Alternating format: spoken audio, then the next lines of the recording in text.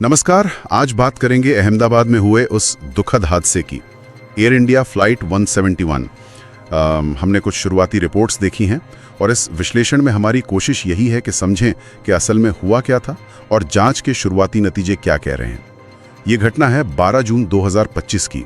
London जा रही थी फ्लाइट बोइंग 787 ड्रीमलाइनर और टेक ऑफ के कुछ ही देर बाद क्रैश हो गई।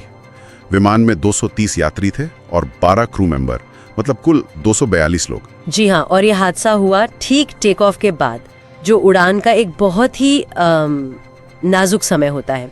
अहमदाबाद एयरपोर्ट से उड़ान भरने के बस कुछ ही सेकंड्स में विमान का संपर्क टूट गया था एटीसी से। हाँ, वो सबसे मुश्किल वक्त होता है और इसका असर सिर्फ हवा में नहीं रहा, जमीन पर भी हुआ, जो इसे और भी भयानक बनाता है। विमान का मलबा पास के एक मेडिकल कॉलेज हॉस्पिटल पर गिरा, तो जाहिर है जमीन पर भी कई छात्र और लोग घायल हुए। बिल्कुल, वो मंजर तो बहुत ही भयानक रहा होगा। घना धुआं, आग, ऐसी स्थिति में बचाव कार्य भी बहुत चुनौतीपूर्ण हो जाता है। हाँ, और फिर जांच शुरू होती है। जी, जांचकर्ताओं के लिए सबसे पहली प्राथमिकता होती है वो क्या कहते हैं, फ्लाइट रिकॉर्डर्स ढूंढना। फ्लाइट डेटा रिकॉर्डर FDR और कॉकपिट वॉइस रिकॉर्डर CVR, जिन्हें लोग आमतौर पर ब्लैक बॉक्स कहते हैं। अच्छा। हाँ, ये बहुत जरूरी होते हैं।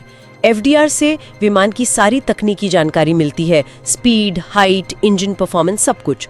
और CVR से कॉकपिट की आवाजें रिकॉर्ड होती हैं, मतलब बातचीत और बाकी अलर्ट्स वगैरह।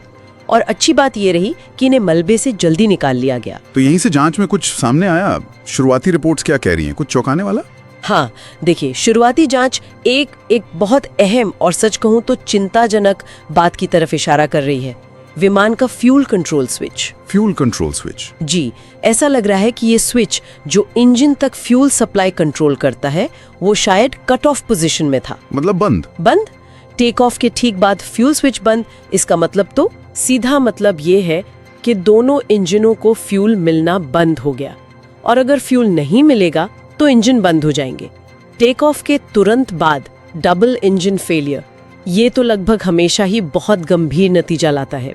अभी तक इसे ही हादसे का मुख्य संभावित कारण माना जा रहा है। लेकिन ये कैसे मुमकिन है? मेरा मतलब है, फ्लाइट से पहले चेक्स होते हैं, प्री फ्लाइट चेकलिस्ट होती है, क्या उसमें ये पकड़ में नहीं आना चाहिए था? आजकल के विमानों में तो इतने सेफ्टी सिस्टम्स होते हैं। बिल्कुल सही सवाल है आपका। यही सबसे बड़ा सवाल है इस जांच का। आमतौर पर ऐसी गलती को रोकने के लिए कई सारे प्रोसीजर होते हैं। कॉकपिट में वार्निंग्स होती हैं, पायलट्स की ट्रेनिंग में इन स्विच पर बहुत ध्यान दिया जाता है। हाँ, ये तो बेसिक चीज लगती है। जी, तो सवाल यही है कि इस केस में ये सारे सेफ्टी लेयर्स, ये सारी प्रक्रियाएं कैसे फेल हो गईं? क्या प्रोसीजर में कोई कमी थी, या ट्रेनिंग में, या कोई और वजह थी जिस पर ध्यान नहीं गया? ये सिर्फ एक स्विच की गड़बड़ी नहीं है, ये पूरे सिस्टम पर सवाल उठाता है। तो ये सिर्फ एक तकनीकी चूक नहीं लगती, इसमें कहीं ना कहीं मानवीय पहलू भी जुड़ा लगता है ना? चाहे वो प्रक्रिया का पालन करने में चूक हो या ध्यान भटकना। हाँ, बिल्कुल। ये घटना फिर से याद दिलाती है कि एविएशन सेफ्टी कितनी जरूरी है।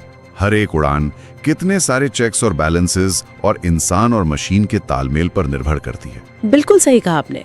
एविएशन सेफ्टी एक लगातार चलने वाली प्रक्रिया है। देखिए, हर हादसा दुखद होता है, लेकिन हर हादसे से हमें कुछ सीखने को मिलता है, सिस्टम को और मजबूत बनाने का मौका मिलता है। अक्सर हादसों के पीछे कोई एक कारण नहीं होता, कई बार छोटी छोटी चीजों की एक चेन बन जाती है, जिसे सुरक्षा विशेषज्ञ स्विस चीज मॉडल कहते हैं।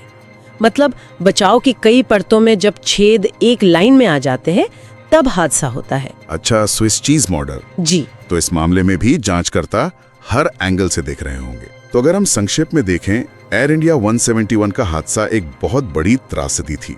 टेक ऑफ के फौरन बाद क्रैश हुआ, जमीन पे भी नुकसान हुआ, ब्लैक बॉक्स मिल गए हैं, और शुरुआती जांच का फोकस फ्यूल कंट्रोल स्विच की गलत सेटिंग पर है, जिससे शायद इंजन बंद हो गए। हाँ, ये शुरुआती तस्वीर काफी हद तक साफ है, लेकिन ये याद रखना जरूरी है कि ये अभी पूरी कहानी नहीं है। डिटेल जांच अभी चल रही है। इसमें विमान का डिजाइन, उसका मेंटेनेंस रिकॉर्ड, एयरलाइन के अपने प्रोसीजर, क्रू की ट्रेनिंग, थकान, कई और पहलू देखे जाएंगे, तब जाकर पूरी तस्वीर साफ होगी।